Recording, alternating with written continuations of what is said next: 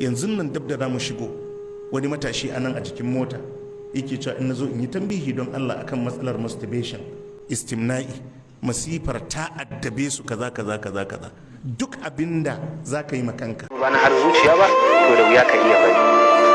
Akwai wannan addu'an da ya tabbata mutum zai yi alola ya yi nafila raka'a biyu, ko kuwa ya yi wanka irin na tsarki sai ya yi nafila raka'a biyu, bayan ya yi nafila sai ya ɗaga hannunsa ya roki Allah da wannan addu'a.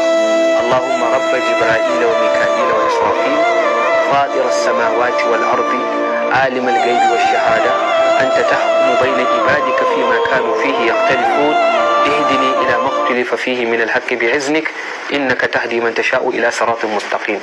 Idan ka roki Allah da wannan addu'a akan wani laifi da kake aikatawa da kake so ka shiryu, Allah ubangiji zai nuna maka hanyar shirya. Kaga akwai irin waɗannan addu'o'i da yawa. Allahumma maghfiratuka awsa'u min zunubi wa rahmatuka arja indi min amali. Wannan duk yana cikin addu'o'i da suke tafiyarwa mutum da dauda na zunubi wanda da su rike gadan bayansa su hana masa zaburawa zuwa ga yardan Allah ta'ala. Idan